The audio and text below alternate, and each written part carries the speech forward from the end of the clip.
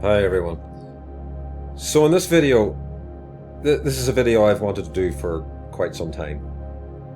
I've been something of an observer of the rise and, in my view, the decline of Jordan Peterson since his intervention regarding the Canadian law, I think it's called C-16, which had to do with equality.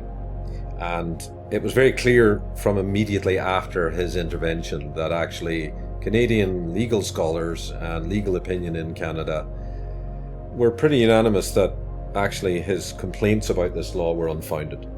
But nevertheless, he emerged as something of a champion against what was seen as, the emerging term then was wokeness, and that has sort of stuck and has now become a word that's used primarily by the political right as opposed to the people who claimed initially to be woke.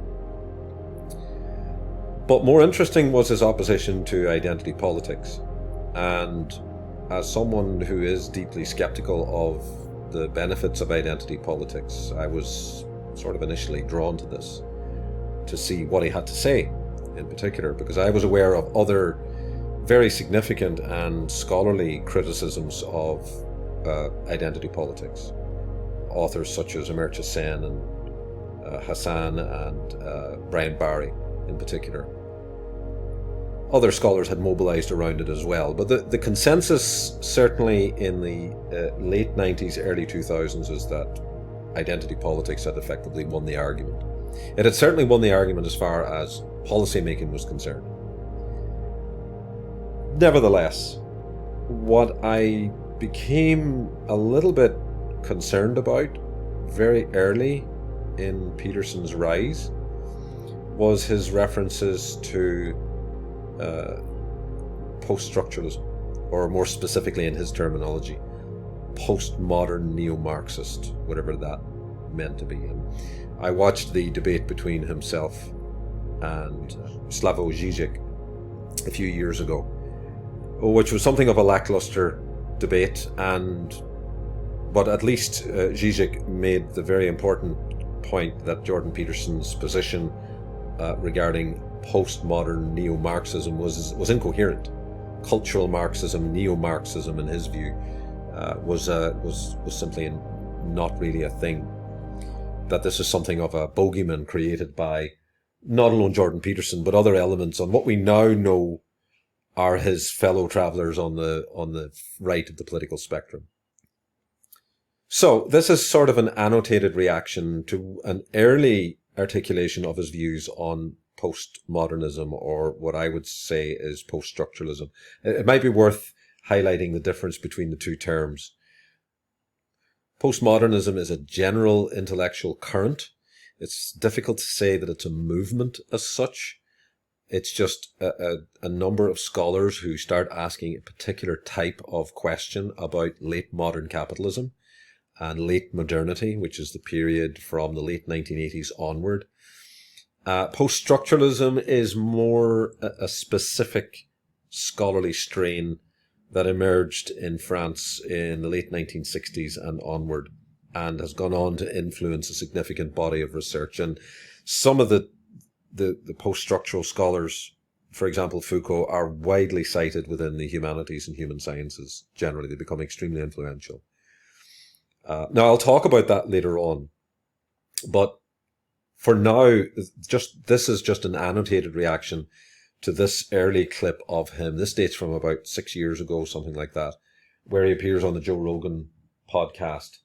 And it's useful because it's here that Jordan Peterson articulates his view on post-structuralism, typically incoherently, because he doesn't really converse, he doesn't really articulate himself particularly well in public speaking.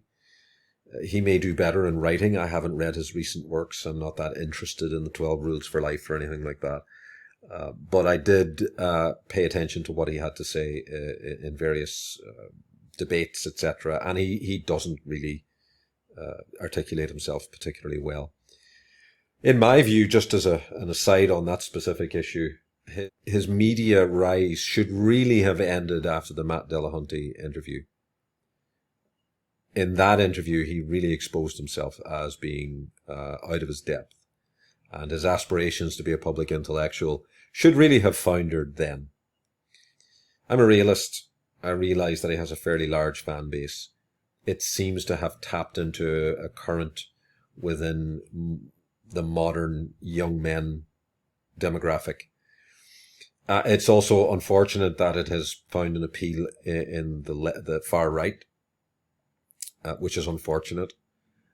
And I think overall, Jordan Peterson is vastly overrated.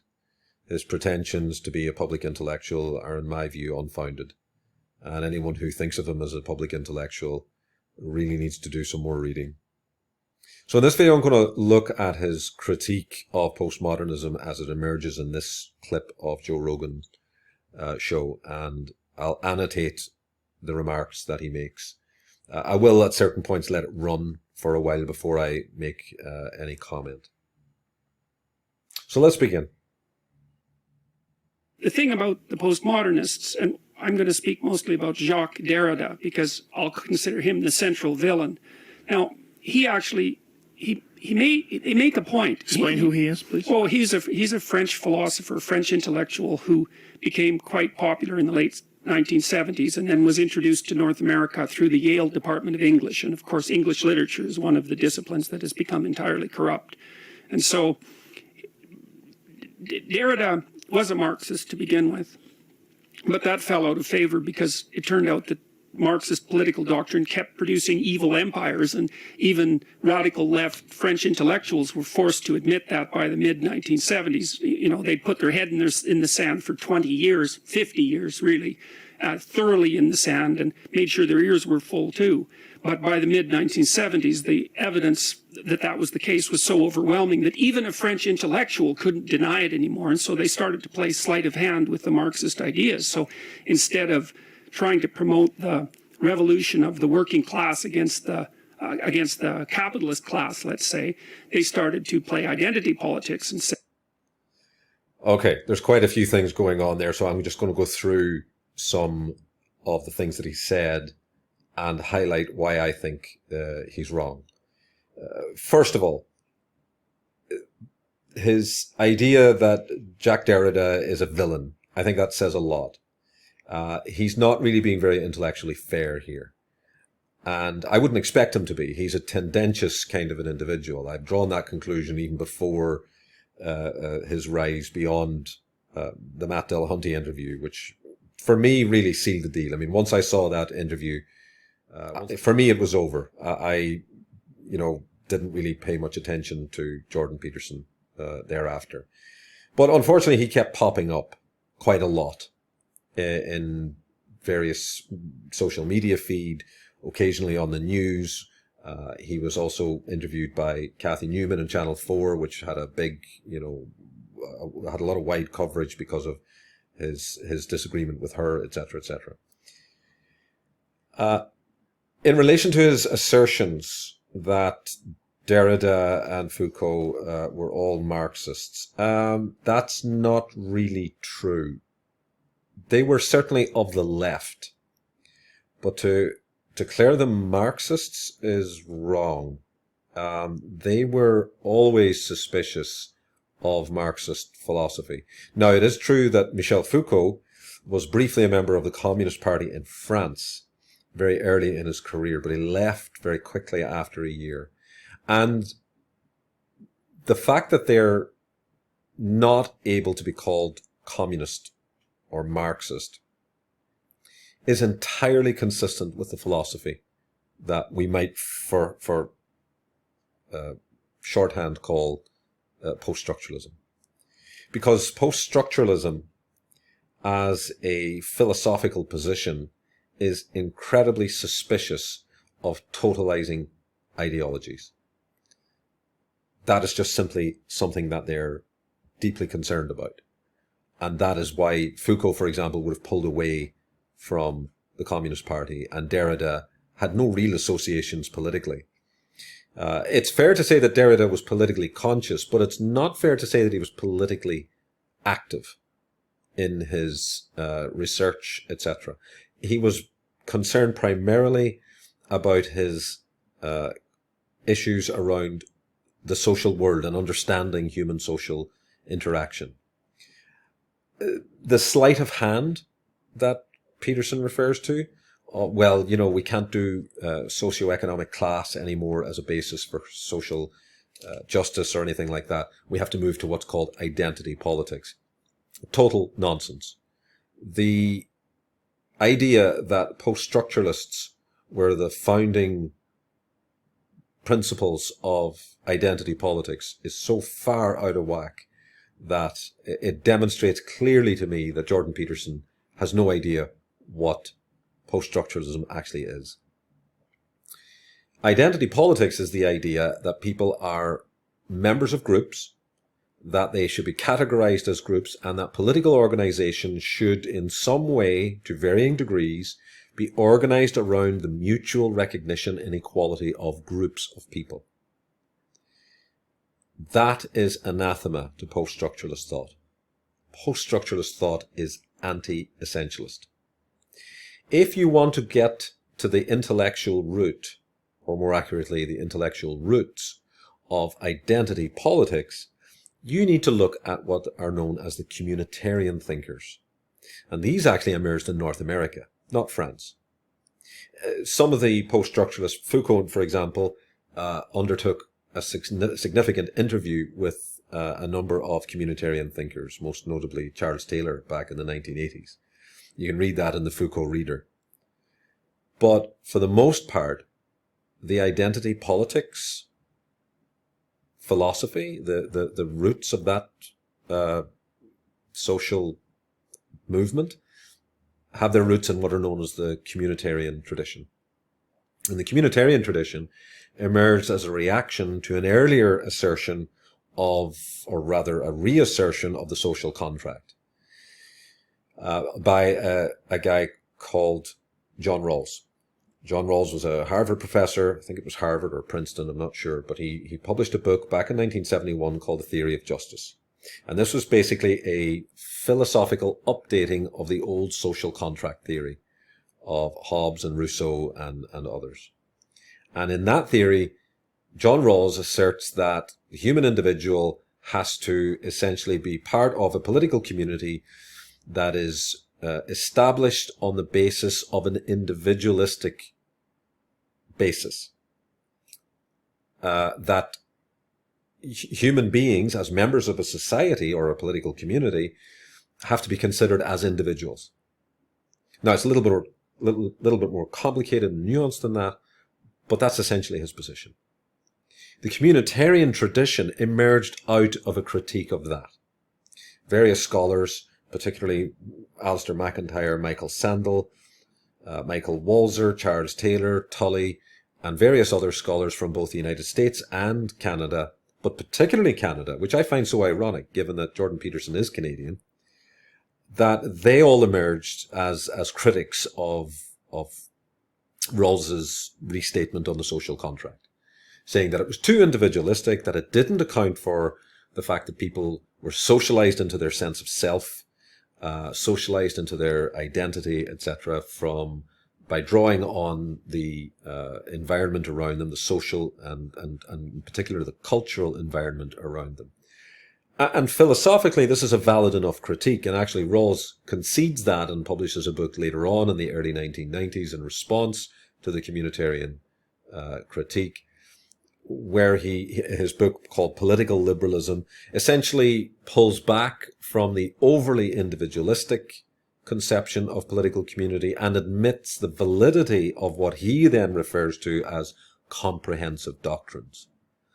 And it's those comprehensive doctrines that substitute for identity in his view. And he outlines a case for the establishment of a political community that is based around that. Now, and around the same time, particularly from the 1960s onward, what became known as the Frankfurt School or critical theory also emerges and joins the debate to some extent. But in all of this, what is markedly absent is any real direct connection to post-structuralists.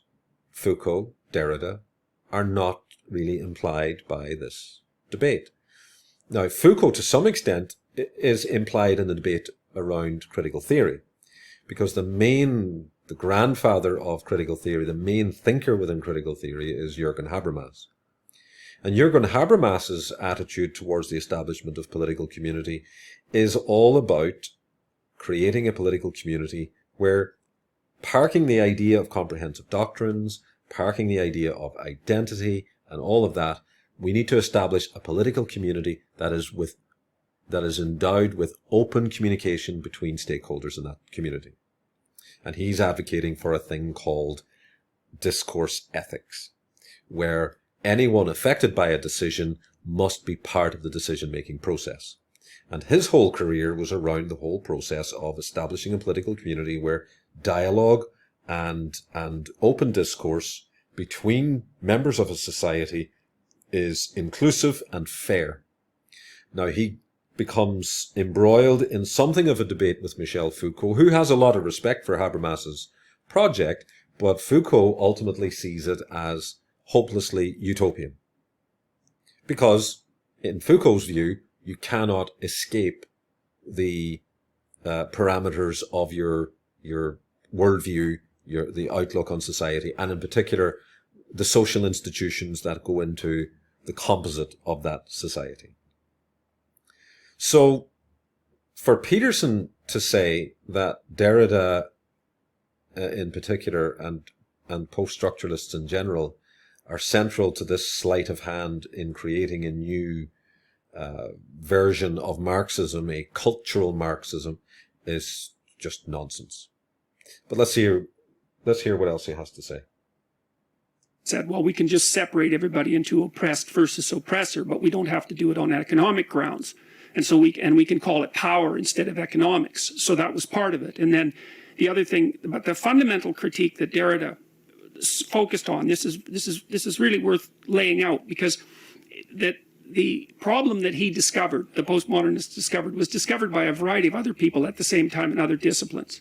So, for example, among the people who were studying artificial intelligence, since the early 1960s, it was always supposed that we'd be able to make machines that could move around in a natural environment without too much problem. And the reason we could do that was because the world, in some sense, was just made out of simple objects. There they are, and all you have to do is look at them and you see them, and that's vision. And then the complex problem is not how to see or what to see, but how to act in reference to what you see. But it turned out that the AI people ran into this problem, essentially sometimes known as the frame problem. And the frame problem is that there's almost an infinite number of ways to look at a finite set of objects. So the fact that vision, for example, turns out to be way, way, way more complicated than anybody ever estimated. In fact, you can't actually solve the vision problem until you solve the embodiment problem. So an artificial intelligence that doesn't have a body can't really see, because seeing is actually the mapping of the world onto action. And so that was figured out more or less by a robotics engineer called Rodney Brooks. But what's at the bottom of this is the idea that any set of phenomena can be seen a very large number of ways. So like there's a bunch of pens in front of me here. You know, and when I look at them, my brain basically notes that they're a grippable object with which I can write. So I see the function. Like if you look at a beanbag, you see a chair. Not because it's got 4 legs and a seat and a back, but because you can sit on it. And most of what we see in the world, we actually see functionally rather than see as an object and then interpret the object and then figure out what to do. So the function of the object constrains our interpretation. But there's an endless number of interpretations. So, for example, if I was going to paint that, paint on canvas this set of pens and try to do it in a photorealistic way, I would be looking at tiny details of these objects, the multiple shades of red that are there and the multiple shades of white and black. And, I would decompose it in many ways. And so the AI guys ran into this problem, which was that looking at the world turned out to be exceptionally complex. And that's still being solved now. Okay, in literature, the same thing happened. What the postmodernists realized was that if you took a complex book, let's say the Bible, for example, or a Shakespeare play, there's an endless number of potential interpretations that you can derive from it because it's so complex and so sophisticated. So imagine that, well, you can interpret the word, you can interpret the phrase, you can interpret the sentence, you can interpret the paragraph, you can interpret the chapter. let's say you have to interpret that within the confines of the entire work, then of the entire tradition, and then within the context of discussion that you're currently having. And all of those things affect how you're going to interpret the play. So that their conclusion was, well, there's an infinite number of ways to interpret a text. And then their conclusion was, well, there's an infinite number of ways to interpret the world. And there's a way in which that's correct. And so the next conclusion was, there's no right way to do it. So you could do it any old way. Okay, this is a very typical caricature of post-structural thought. The post-structuralists, and particularly Derrida and also Foucault, are explicit in saying that it is not anything goes. What his long-winded monologue there about AI was really alluding to was the problem of interpretation. That the simple act of seeing things is not really what we do. What we do is we interpret. We interpret the world around us. And when we do that, we are drawing on a whole range of highly complex symbolic structures that are in part already embedded in us as physical sensory organs, as humans, but also given to us by our social and cultural environment. And of course, the post-structuralists were not really the first to see this, but they were the first to recognize and certainly to engage deeply with the problem of how that affects us in terms of our social organization. So this allusion and this analogous discussion around AI leads then to the parallel discoveries, if you like, of the post-structuralists, who were beginning to unravel some of the pretensions and assumptions of the traditional scientific approach to the study of human society and human sociology.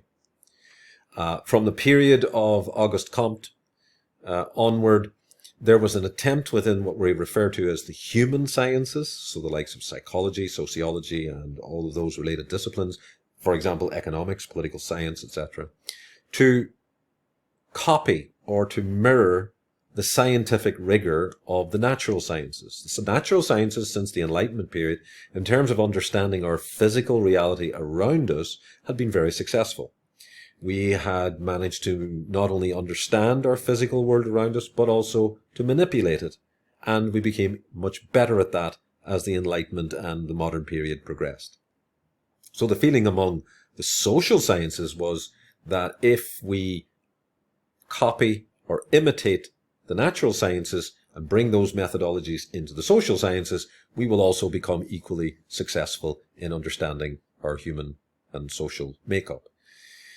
The problem was, of course, that it very, very quickly became apparent, especially from the mid-20th century onward, that that project was not going to work. And if anything, our recent experience has borne out the fact that we have a lot more trouble understanding our social world than we do understanding our natural world. And it is important to state this from the start, because he goes on to make a point later on, and I'll highlight that point later on, where the post-structuralists were anti-science, anti-rational, and anti-truth. That's not true. They never engaged with the scientific world in that way. They didn't engage with the progress of science. Their target was never the natural or the physical sciences. None of these post-structuralists engaged with the physical sciences. Foucault discusses in his early book, Order of Things, the emergence of evolutionary biology, but he's not criticizing it. He's showing how a particular structure of thought led to the emergence of the human understanding of evolution. He's not challenging evolution. He's showing how different types of thinking emerged over a particular period of time that allowed the early scientists to discover the longevity of the planet and the implications of that for scientific processes like evolution. So it's not fair to say that the post-structuralists are anti-rational and anti-science. They're not. What they are deeply concerned about is the pretensions of the human sciences to having the same authority as the natural sciences. They're very worried about that, particularly in relation to Jordan Peterson's own discipline of psychology, because it exercises a form of authority over human beings that, if we're being honest, is a little bit dubious. And that was precisely Foucault's position. And then their next conclusion was, oh, and this is where the Marxism creeped up again, oh, people interpret the world in a way that facilitates their acquisition of power. Now that... Okay, well, he may well be on a little bit firmer ground here, in that, although he's wrong, I mean, and one important thing to say, and I think I've probably mentioned it earlier on, the obsession with power was not a Derridian obsession. It was a Foucauldian obsession. It was Foucault who was interested in power. But Peterson appears here to have decided that there is a very simplistic way that the post-structuralists considered the problem of power. Now, Foucault's concept of power is quite sophisticated, and I would imagine well beyond Jordan Peterson's capability or willingness, at least, to understand properly. Peterson is making the classic fallacy that Foucault himself warned about, and that is understanding power purely in negative or oppressive terms. That is not how Foucault is understanding the problem of power. But the post-structuralists are, like a lot of leftist philosophical positions, very concerned about the distribution of power in society. But Foucault is particularly concerned with the, if you like, the crystallization of power in the form of social institutions. And this is where Foucault is very different to Derrida. Derrida is primarily concerned about the role of language and social life and human understanding. He's very concerned about that. That is his primary concern. Foucault's primary concern is about the role of social institutions and the construction of social institutions and their perpetuation over time and their impact on human agency. And not only their impact on human agency, but actually their production of human autonomy. And what Foucault's trying to allude to there is that social institutions and society generally is not some large oppressive object that sits above us, oppressing us.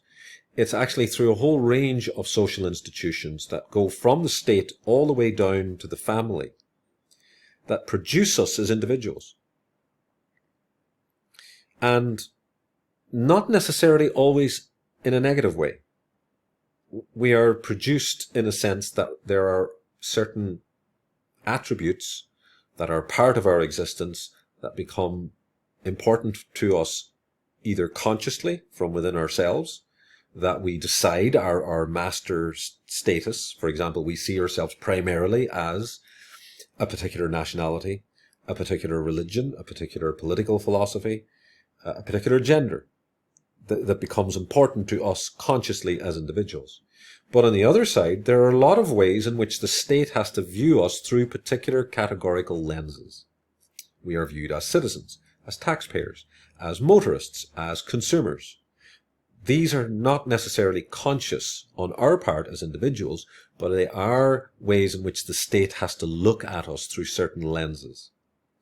So it's through the superimposition of all of these different kinds of categories on us that gives us our individuality and our identity. And in no way is it justifiable for Jordan Peterson to say that it's all about power. That's a very simplistic way of looking at Foucault's contribution to the post-structural tradition. And is certainly not really that accurate as far as Derrida is concerned, for whom this was not such a major issue. He was more concerned about the question of language and the use of language and how we use language to create our social reality. People interpret the world in a way that facilitates their acquisition of power. Now that's where the bloody theory starts to get corrupt. Because yes, a bit, but also no, right? Okay, he's admitting there that the post-structuralists actually have a point as far as the acquisition of power and all of that. Now, Foucault is certainly concerned about those oppressive tendencies. And he, in particular, was concerned about the imposition of subjectivity upon us by the state, by other social institutions. What he called the docility of individuals in the face of institutions that saw us in a particular way. That becomes socially consequential. Education systems, economic systems, cultural systems, certain norms that are dominant in society and impose themselves on us as individuals. He's certainly concerned about that. And that's not an invalid criticism. I would argue that's a perfectly acceptable and indeed an important criticism of our social organization. But Peterson here is trying to dismiss that as somehow unwarranted. Because fundamentally, from my understanding of listening to him, he's saying that there should be systems of dominance, and these systems of dominance are fundamentally based on competence. They're hierarchies based on competence, that competent people occupy positions of power by virtue of their competence, their expertise in doing certain things. Now, that might suit Jordan Peterson, okay? But I would argue that's not really how it works. There are plenty of incompetent people in charge of lots of human beings that have very consequential impacts on their lives, and we can see that all around us all of the time, where stupid people are in positions of authority and they're not as competent as they should be to hold those positions. And the consequences for most ordinary people, whether it's national leaders leading their countries to war, or whether it's corporate executives destroying the chances of improved living standards for their employees, etc., all of that indicates that competence is not, in fact, the basis of our social hierarchies. That actually power is, in fact. And this is why they're wrong. This is why they're wrong. Always be wary of somebody when they repeat themselves to say that somebody is wrong. Jordan Peterson is now, in that shot, mentally calculating how to justify his statement. You see, the world is complicated beyond our ability to comprehend. So there is a very large number of ways you can interpret it. But you have to extract out from the world a game from your interpretation that you can actually play. So if the lesson that you extract from Hamlet is you should kill your family and yourself, then we might say that that's not a very functional interpretation, right? Because first of all, people are going to object to that, right? It ends your life. It ends many people's lives. People are going to object to it. And it isn't a game that you can play over and over again in the world. So when we're interacting with the world, you see, what we're trying to do is to extract out a set of tools that we can use to function in the world, because we're constrained by the world, so that we don't suffer too much, and so that the things that we need in order to continue can be provided. And we need to extract those out in a way that other people will, so that other people will cooperate and compete with us in a peaceful and maintainable way. So then you think, well, we have to extract out an interpretation that allows us to live and thrive over multiple periods of time in multiple environments while we're doing the same thing with other individuals who are motivated the same way. So there's a tremendous number of constraints on our interpretations, and the postmodernists don't care about that at all. All right. This is, again, a profoundly problematic reading of the post-structuralists. Okay? Fundamentally, he has alluded to one truth, and that is that there are multiple interpretations of how we create our social world. And we are doing that on the basis of multiple interactions on a daily basis. Now, for him to say that we are constrained because we're all seeking to ensure that we do this in a mutually supportive and sustainable way is patently nonsense. Our world is certainly not motivated around those. There are people who are trying to do other people harm. And we only have to look at anything in the world to see that that is the case. So it's clear that we don't have that magical consensus that he's alluding to there. The problem is that what he's not seeing within the post-structural tradition is that the post-structuralists don't really have an issue with the fact that there are constraints and that people have to operate within a certain set of parameters if societies are going to function with any reasonable level of stability. The problem they have is that they reject the idea that once a certain stability has been achieved, it has to be closed off and that it cannot change. They object to that because from the point of view of the post-structuralists, there is never a point in history where we have reached the end of history. There is always going to be instabilities on the edges. There are always going to be points where certain stabilities become oppressive to certain categories of people, and it's time then for things to change. And what the post-structuralists are simply saying is we have to accept that there is going to be change. And that is where Jordan Peterson has a problem, because he thinks that the argument is largely settled.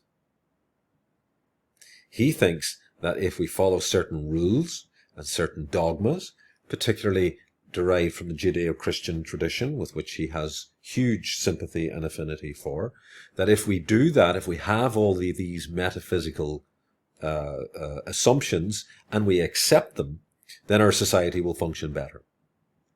And the post-structuralists, and this is where he should be worried about the post-structuralists, because he recognizes the danger, at least in part, is the post-structuralists are saying, no, you cannot close things off definitively and dogmatically like that.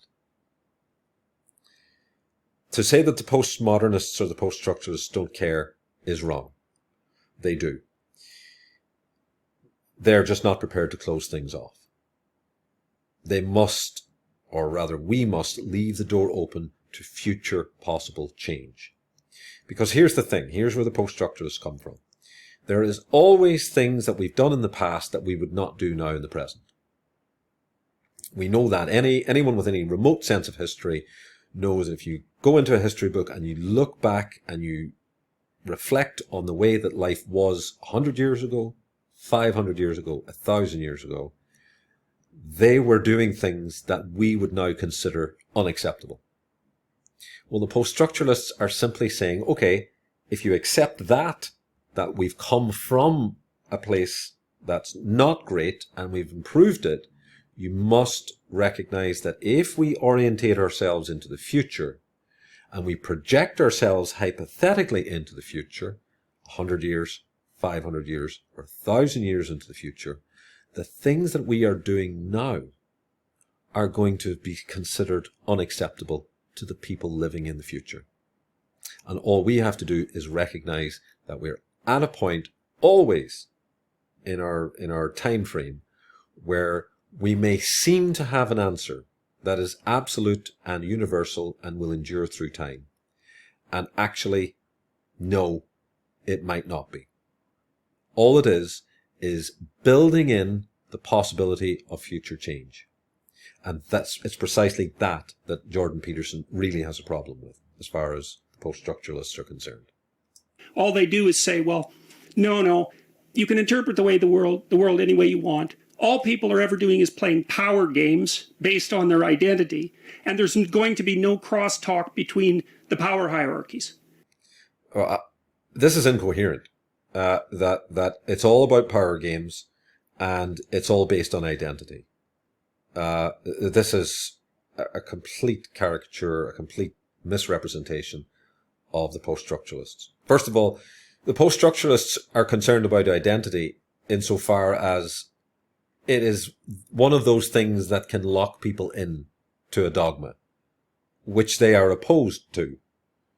It's the communitarians who are trying to lock people into an identity because they believe that that's the best way that human beings find a sense of self-worth. And the post-structuralists argue against that, in principle, because it's essentialist. They don't bow to that essentialism of the identitarians, the communitarians.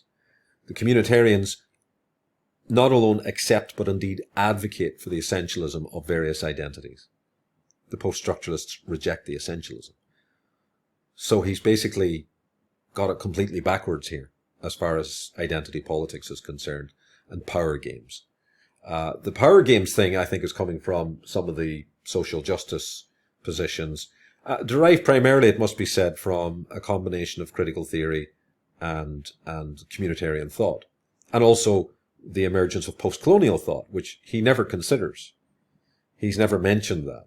The post-colonial thinkers have very much taken on an anti-Western stance, because they're coming at it from the position that the colonized territories of the modern period up to the middle and late 20th century are largely colonial projects administered by the West. And so the direction of critique is towards the West, which is understandable. But this is coming from multiple perspectives. Now, it is true that one of the major post-colonial thinkers, Edward Said, does draw on Michel Foucault, but only from the point of view that Michel Foucault provides a starting point for a critique of the West, because Michel Foucault is critiquing his own society, its social institutions, its various dogmas, and its sense of self, and the Orientalism that comes with it, which was Said's concern. But what Said probably doesn't allude to, and what no one else seems to have picked up on, is that precisely the same cultural critique could be levelled at any of those now post-colonial societies as well, whether it's the Asian subcontinent or Africa or Central South America or indeed South Asia or any of those societies. Post-structural thought can also dismantle precisely those societies as well. It is not only directable at the West. It was directed at the West by Western scholars, because that was what they knew. That was the social environment in which they were working. The very least you could concede to them is that they were working within a social milieu that was very much within their competence. Okay? They were concerned about their own societies, and they were levelling a critique at their own societies, which is perfectly legitimate.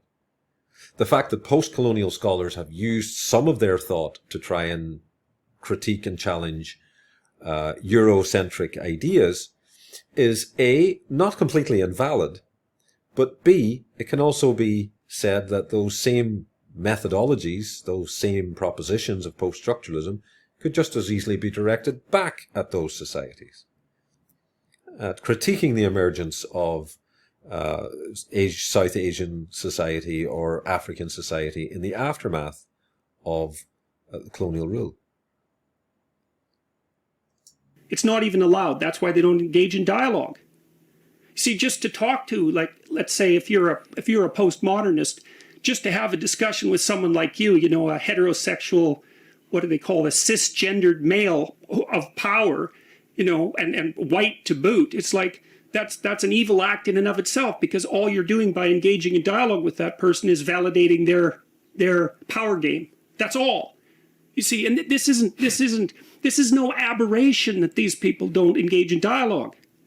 It's no aberration. It's built right into the philosophical system.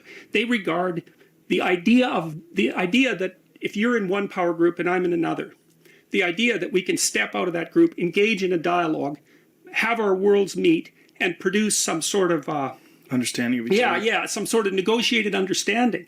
No, that's part of your oppressive patriarchal game. That idea, that whole idea, is part of your game. Okay, I have no idea what he's talking about here. I get the sense here that he is talking about the particular strand of radical activism within North America itself. Foucault himself has outlined his ideas on multiple occasions in multiple interviews.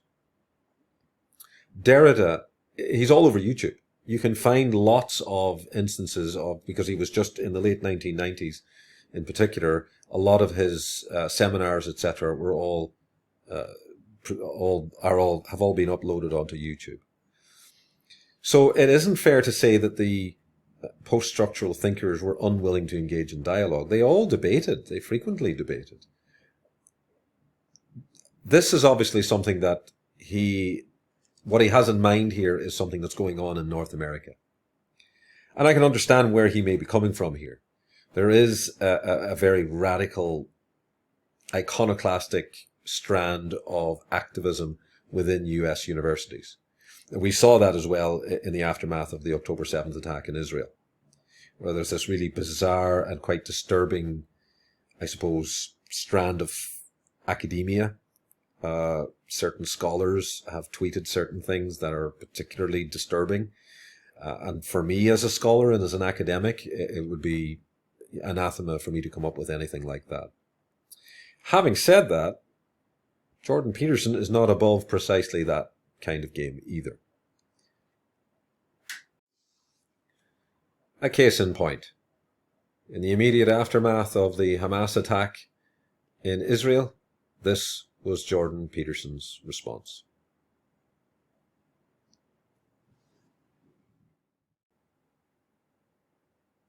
So if I even engage in the dialogue, I'm playing your game, you win. It's a complete assault. It's a complete. People don't understand that postmodernism is a complete assault on two things. One, it's an assault on the metaphysical substrate of our culture. And I would say that the metaphysical substrate looks something like a religious substrate. So it's a direct assault on that. And the second thing it's an assault on is everything that's been established since the Enlightenment. Rationality, empiricism, science, everything. Yeah, I mean, this is just nonsense. Regrettably, Jordan Peterson seems to have gotten the idea that the acolytes of North American, but particularly United States, university activism and student activism, and coupled with some of the more radical faculty activism, is in some way a direct derivative of post-structural thought and the post-structural thinkers of Michel Foucault and Derrida and various others. There's actually no evidence for this at all. His ascription to postmodernism of identity politics is just evidentially just not true. He's looking in completely the wrong place. He should be looking a lot closer to home. Identity politics emerged through communitarian thought, which is dominated by Canadian academics working in the field of political philosophy. Where he might have a little bit of traction here is where he says that post-structuralism is a challenge. I wouldn't use the word assault, that's a provocative word. It is certainly a challenge to the metaphysical substrate of society, in the sense that it is challenging the taken for granted assumptions of society as it emerges in social organization.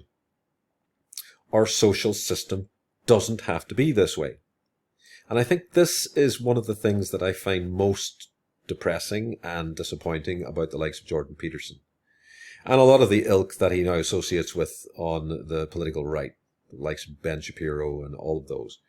They seem to be cheerleaders for our modern neoliberal dystopian economy.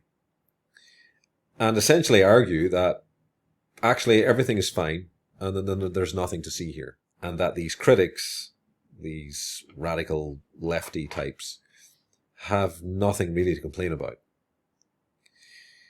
In actual fact, I would say that the culture wars, which he is a partisan and tendentious participant in, is a distraction from the bigger problem.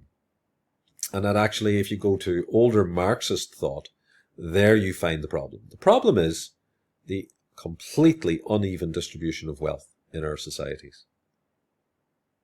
And identity politics is a distraction.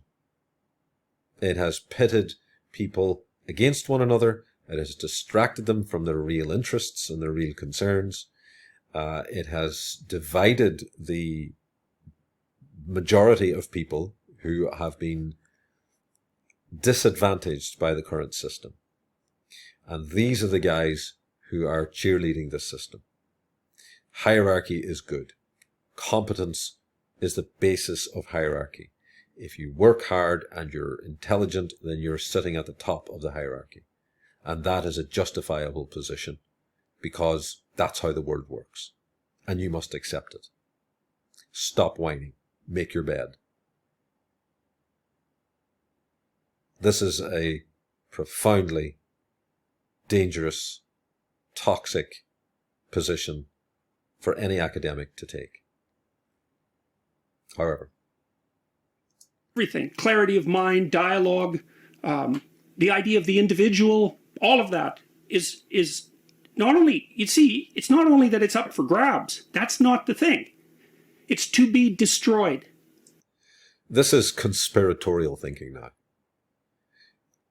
It's like, and Joe Rogan actually makes this point later on.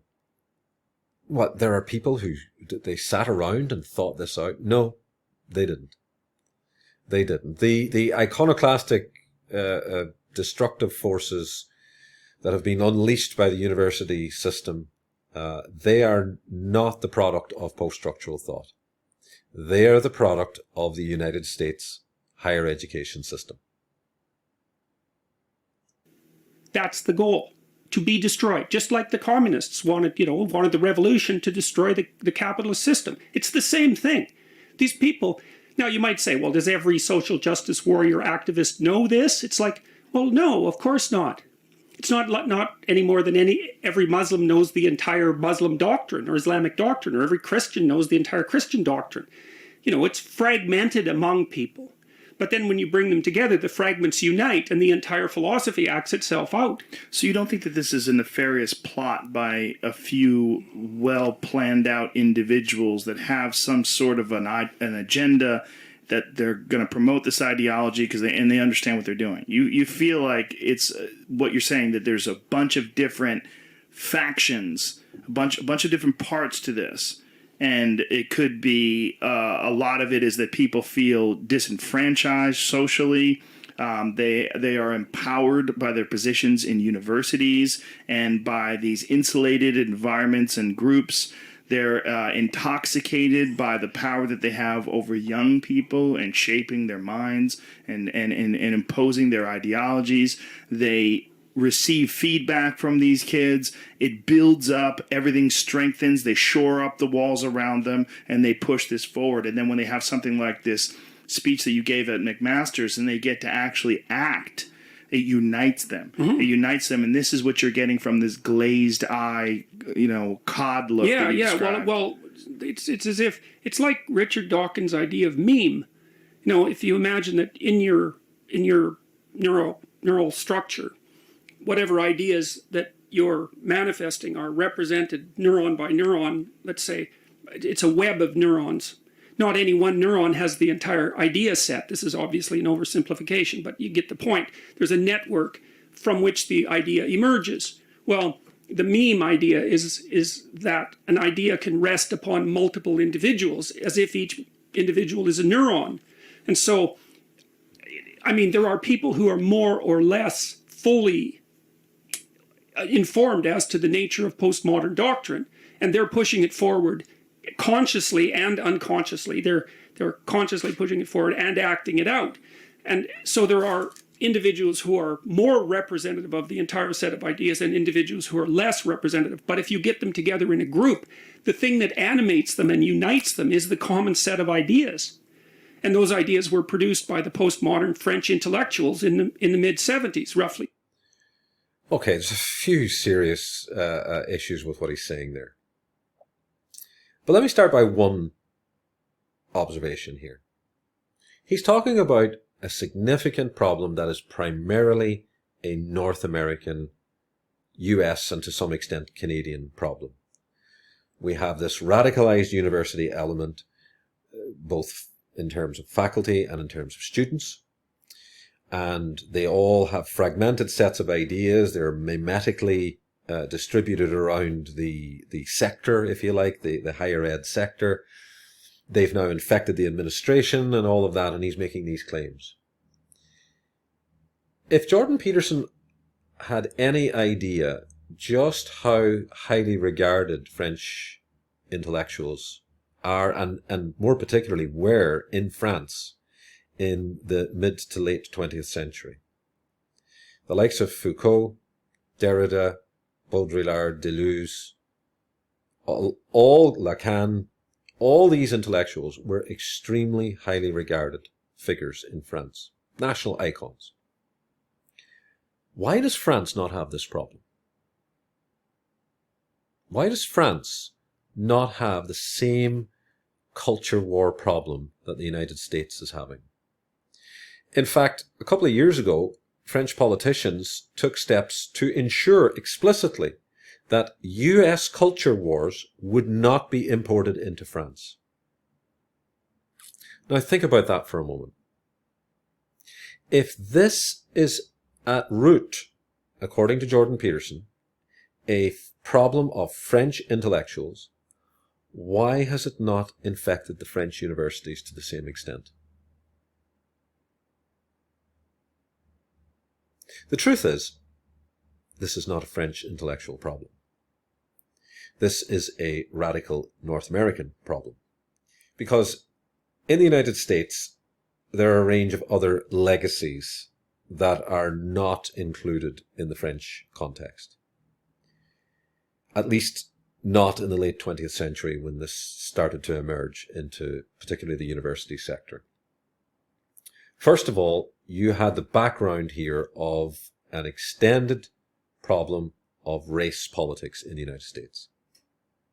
And identity became bound up with certain things. And there was resistance to that. Counterculture was primarily a US thing. There was radical student movement in the 1960s. But it didn't translate into the same kind of counterculture as it did in the United States. The United States is a deeply tribalist society in a way that France and up until relatively recently Europe is not. Now it is clear to see that this malevolent US university culture has started to infect other countries, particularly the United Kingdom, most likely because of the shared language, the Anglosphere. And it started to emerge in other contexts as well. But without doubt, it has been led from the front by the North American experience. And that's, I think, the great irony here, that Jordan Peterson is trying to externalize the source of this problem. And I admit it is a problem. There is a significant issue with the culture war, for lack of a better word, in the North American context. I've had a brush with this myself. There are certain things you cannot say, I discovered. And unfortunately, that is primarily a US experience. So he's trying to blame an external source for this. This is a French intellectual problem. There's that projection outside of the North American context. And as I've highlighted, actually, it's the scholarship of North Americans that have largely contributed to the problem in North America. I think the communitarian thinkers are pursuing legitimate academic questions.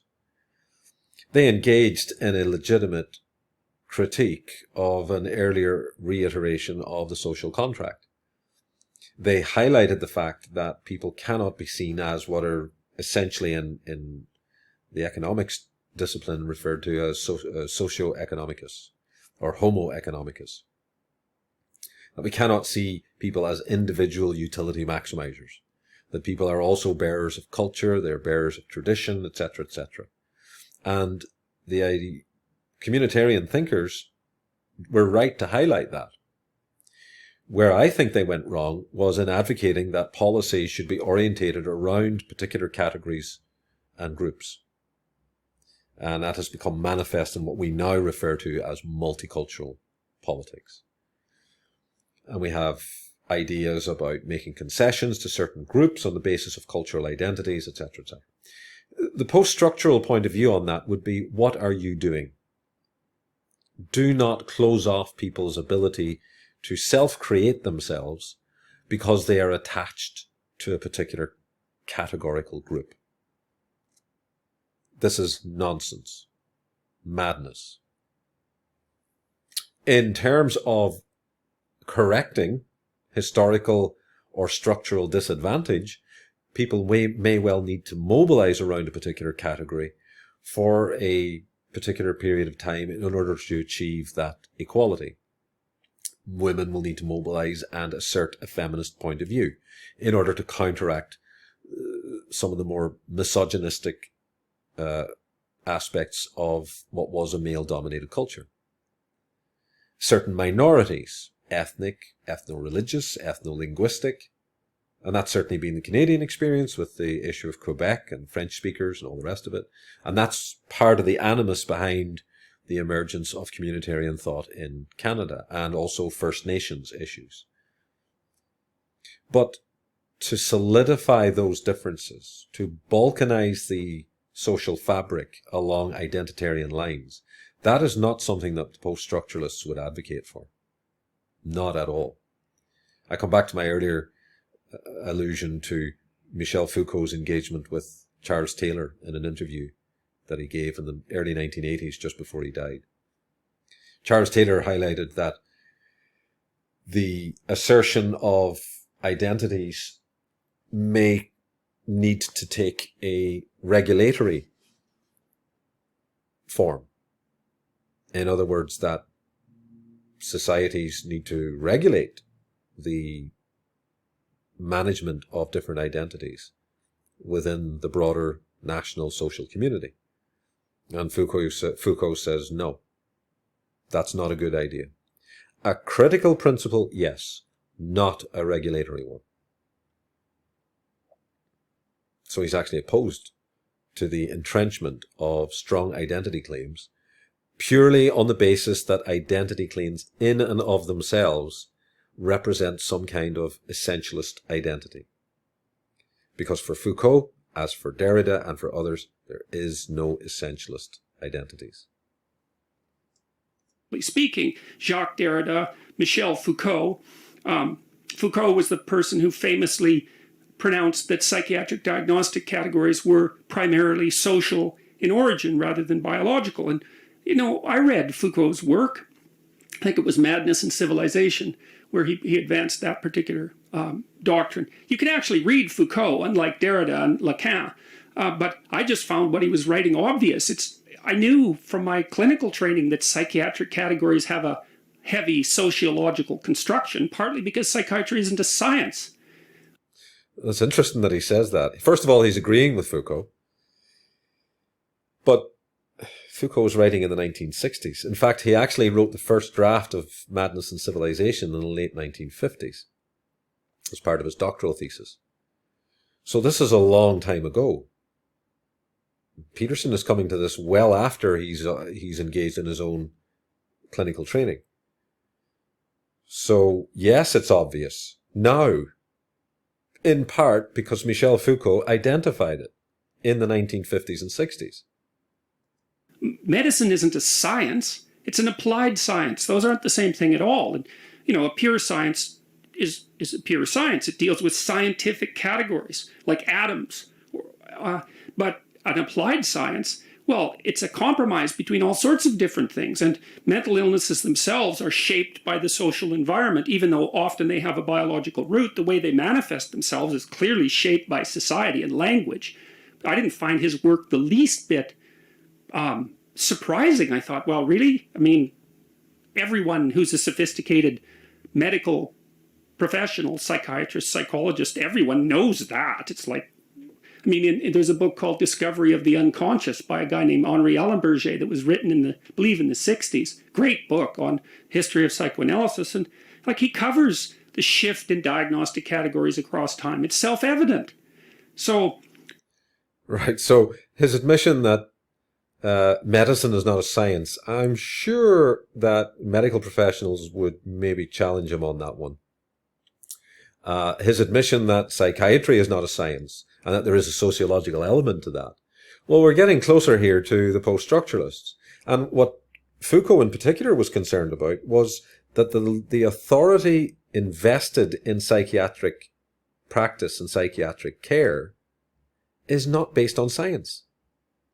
It's a sociological category, and we can make mistakes. Entire professions have made mistakes, serious ones. Think of the lobotomy in the United States, which was practiced in the early middle 20th century. Finally outlawed, banned as a medical practice. The provision of growth hormones to people from the 1950s to the 1980s if they had stunted growth. Now it's being linked to early onset Alzheimer's. So, and he alludes to the author who wrote a book in the 1960s about the changing categories of psychiatric care. Well, that just parallels the discovery or the scholarship of Michel Foucault, who was already studying this in the 1950s. So, again, Peterson is very clearly admitting that Foucault has a point, which he's done several times throughout this interview, as I'm sure you can see. Anyways, there's all these French postmodernists. They were all Marxists. Most of them were student revolutionaries in France. No, they weren't. They were, in fact, teaching at that point. And in fact, Michel Foucault was in Tunisia. It's in the late 1960s, before that all fell apart. And they did two things. They pulled out this frame problem issue, the issue of multiple interpretations, and said, well, there's nothing that's canonical. There's no overarching narrative. There's no real interpretation. And I already said why that's wrong. And then the other thing they said was they did this sleight of hand. So instead of the working class against the bourgeoisie, it was race against race or gender against gender. Unbelievably divisive. It's all they believe in is identity. There's no individual, man. That's gone with postmodernism. Total rubbish. It was not a major concern for Derrida at all. He was concerned about how language is used in sociological ways. And the use of language, which is why it became popular within the literature departments, because it was the exploration of language and the use of language and how things are made manifest in a sociological context. That was his primary area of scholarship. Foucault was primarily concerned about how social institutions create individuals. None of them, later postmodern scholars like Baudrillard and others, were concerned about how technology, etc., was influencing society. Bourdieu was looking at the concept of habitus, about how people's social attitudes are shaped by the particular class and context in which they are raised, and how that reinforces the stratification of society. None of this reflects anything that Jordan Peterson is saying. None of it. This isn't an accident, all of this stuff. It's not random. It's driven by these ideas. Like, ideas are always at war. Always. And we're in a war between these ideas. I mean, Marxism, we already know, was a tremendously powerful doctrine, and this is its newest manifestation.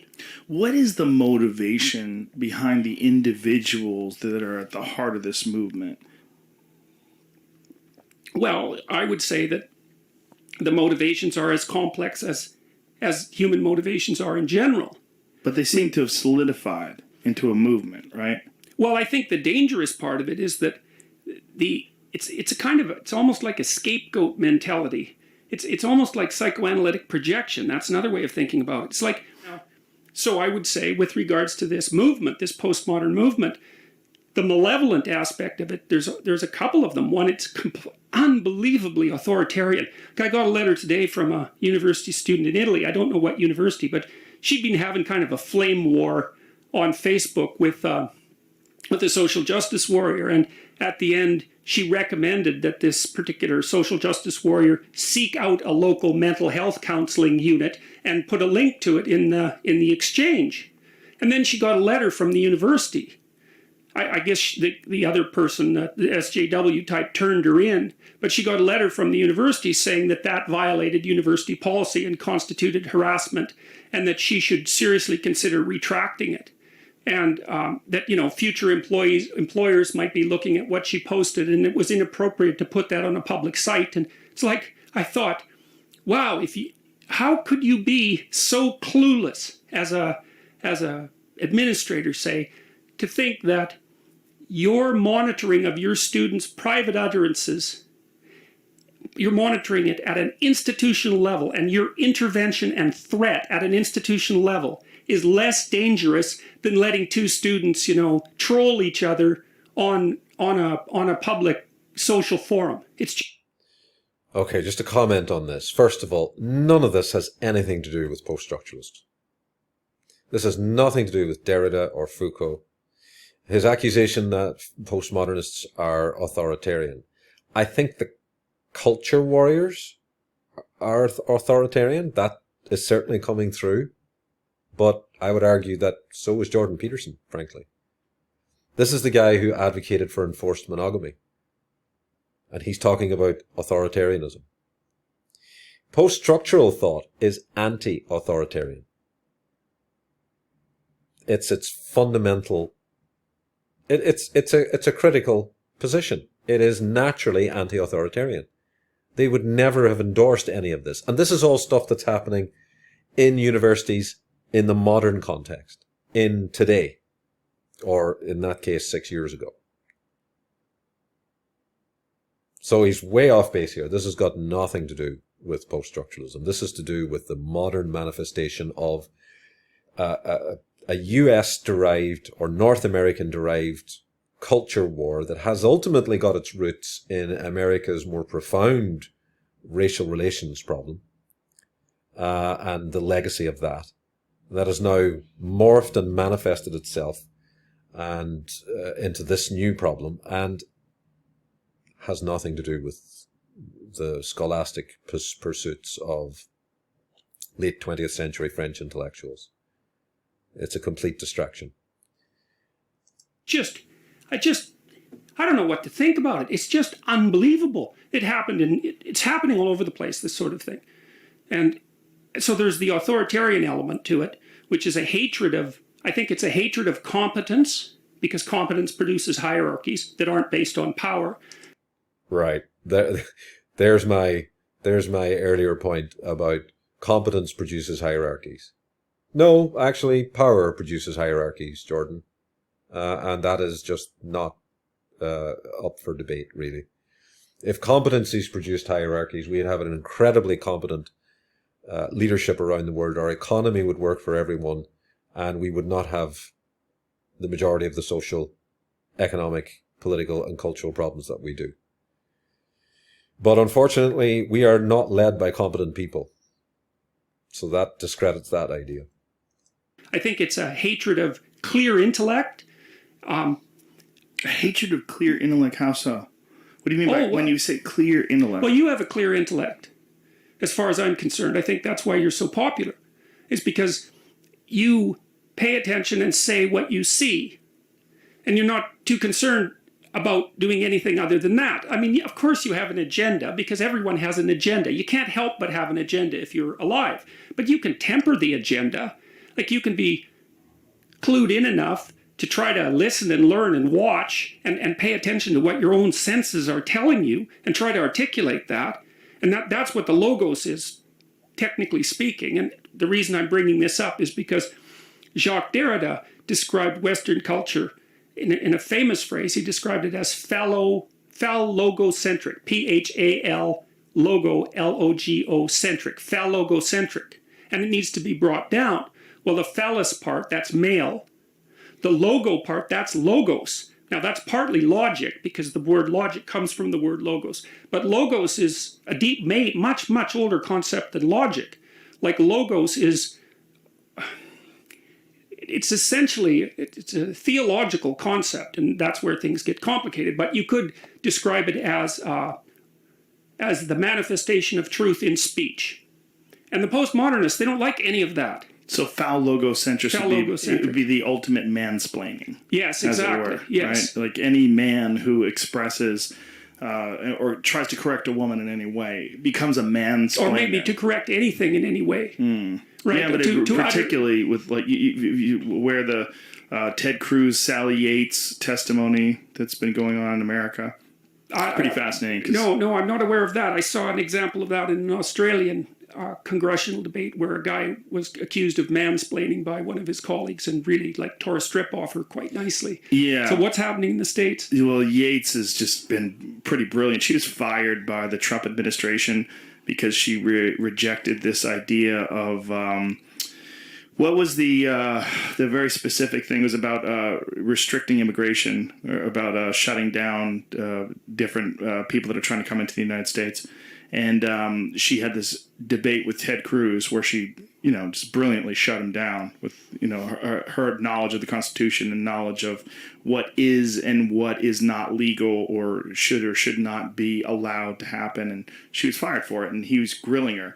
And he's a very smart guy, Ted Cruz, although I don't agree with him, and I agree more with her. The way it was going down, this debate was described as mansplaining because it was a man talking to a woman. It's just a recent example. Yeah, well, I also read about something like that with regards to the Supreme Court. Yeah. Because somebody did an analysis showing that the female Supreme Court justices spoke less than the male Supreme Court justices, and immediately attributed that to sexism, because you know how oppressed female Supreme Court justices are.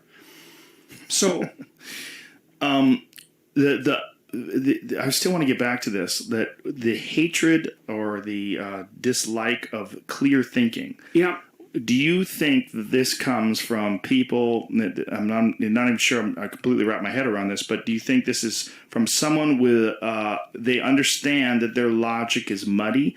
They understand that their imposing of this muddy logic is illogical in some sort of a way? I think they feel it. They feel it? They feel it rather than think it. I mean, that's the other thing, is that there isn't a lot of clear thinking on the side of the social justice types, because a lot of what they're doing is reacting at an emotional level. Yeah, well, they're the best personality predictor. Just on that last point on clear thinking, well, let me lead off by making the remark that if anyone is guilty of a lack of clear thinking in a lot of what he says, particularly from what you can see online, it's Jordan Peterson. He is infamous for his word salad. And I don't think he is in any position to accuse anyone of lack of clear thinking. That said, there is a more valid issue around some of the post-structural thinkers, particularly the likes of Derrida. Derrida is not a very clear writer. But having said that, and having read some Derrida, not as much as Foucault, he's right about that. Foucault is much clearer in his writing than Derrida is. But you can read a lot of scholarly work and find that it is unclear. A lot of scholarly work has to be simplified for the people who are being introduced to it for the first time, particularly undergrads. There needs to be guidebooks for them, because these scholars are thinking at a very, very different level to most ordinary people. And that's not to denigrate people who aren't scholars or who don't think like that. They're working within a knowledge context that assumes a lot of knowledge on the part of the reader.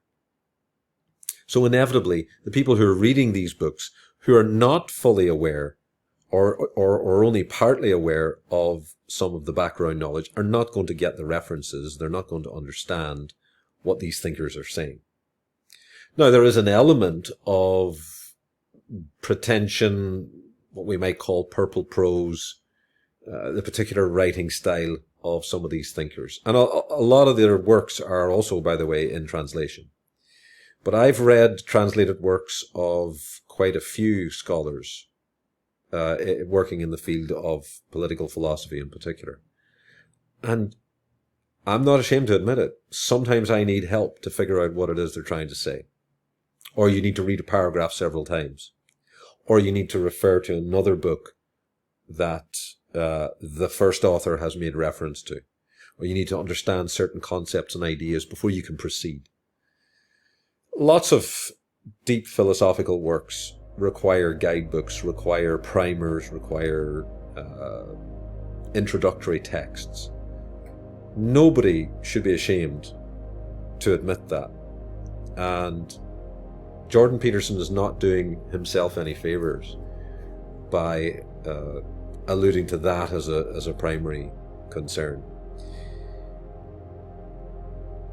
Overall, I find that This clip in particular is probably the best example of obfuscation, of mean-spirited, uninformed, illiterate commentary on subject matter that the person clearly has very little information or understanding of. So beware Jordan Peterson, particularly on post-structuralism, because it's clear he's out of his depth.